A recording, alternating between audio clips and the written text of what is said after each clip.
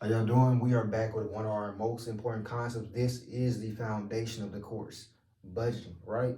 The reason why is because if you don't know and you can't see where your money is going, you can't redirect it to the places where you wanted to go to get you to wealth and prosperity, right? So we need to understand what the 5 laws of gold are, the rules of money and how to properly utilize them to our advantage, and then the myths that we've been taught or that have been perpetuated throughout society that truly hinder us in reaching our prosperity and what we have envisioned us seeing success and living within success, right?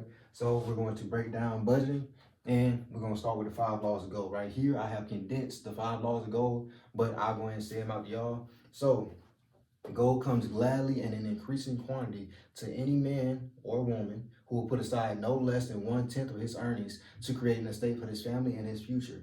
The reason why is because if you never pay yourself, if you never put money aside and money is always flowing out like this and flowing out to here and flowing out there, then every time that you look at your budget, and that's where we always see these funny jokes and memes of, every time I get paid, the next week I'm feeling like I ain't never get paid because you're not paying yourself. All right. The first, and this is why it's literally the first law. You go read the book, The Richest Man in Babylon, which has been around for a long time and which banks have used in order to put systems in place to help themselves.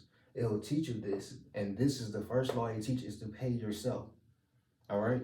You need to set a little nest egg aside for when you do have tough days.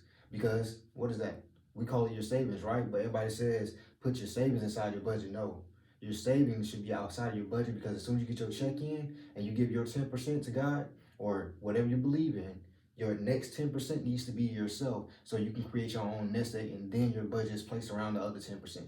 All right.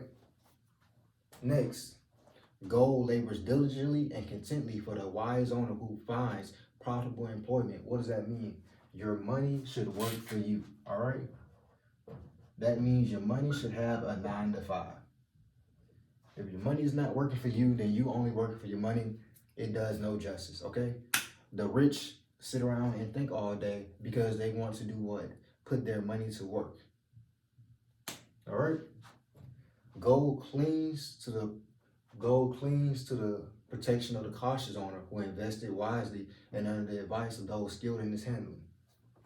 The inexperienced will always leave a table broker than they arrived. All right? Like I said it again, the inexperienced will always leave the table broker than they arrive because when you have no education and you are not experienced in the space, then anybody can tell you exactly what to do with your money and they will always be the wiser because they will always be taking money from you and you will never see return, right?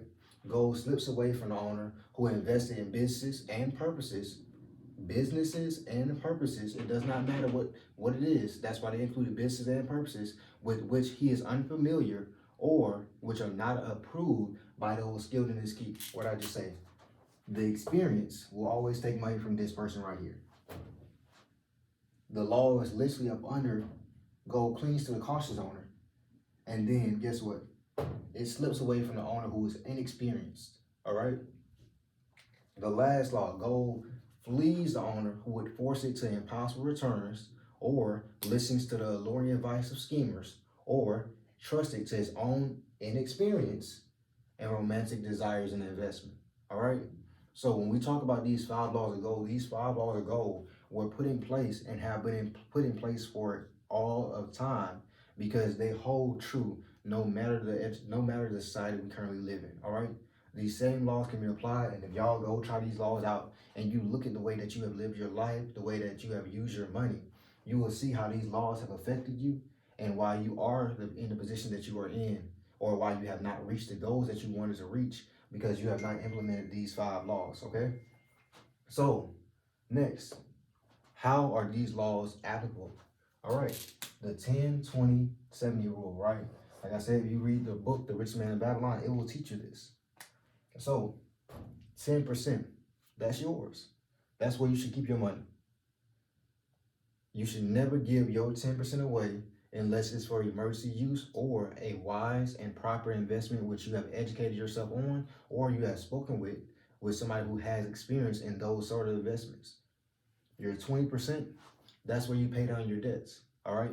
Your debt should only come out of that 20%. It does not have matter how small or how big that 20% is, that 20% is that 20%, right? The 70%, this is why I say the banks use this same theory, because they actually put how much down on home? 25 to 30%, right?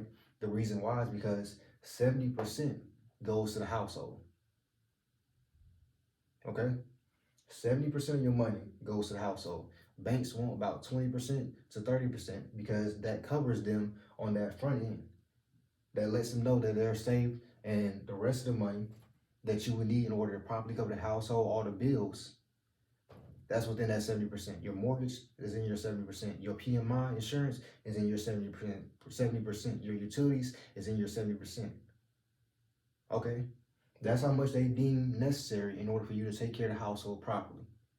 You don't need the 20. And some banks, they want you to get the extra 10% so you can get 30% just to give them a safe return on their investment. All right? The rule of 72. The rule of 72 lets you know how long it takes for your money to double.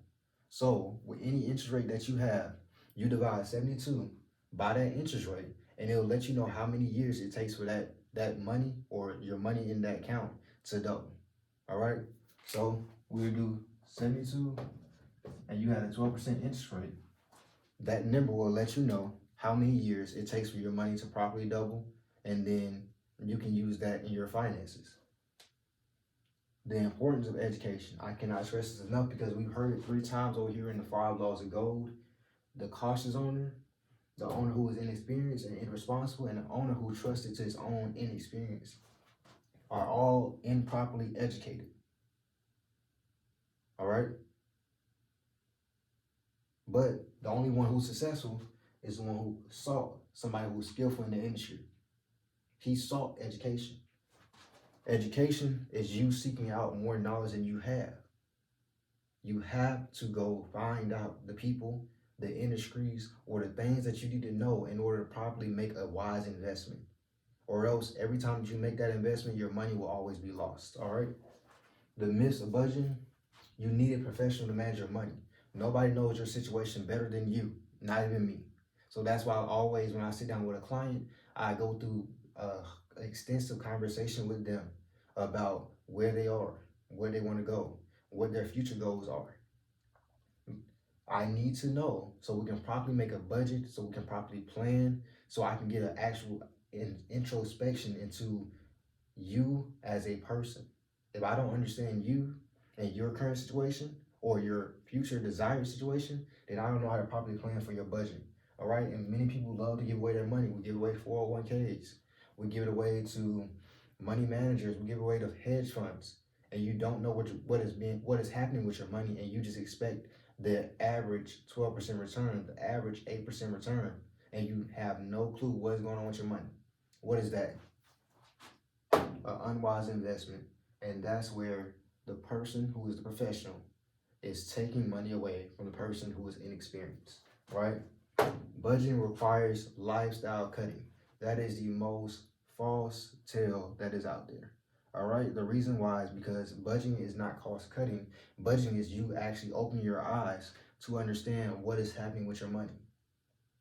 Majority, 20 to 30% of money being spent from a person is just unconscious spending. Okay.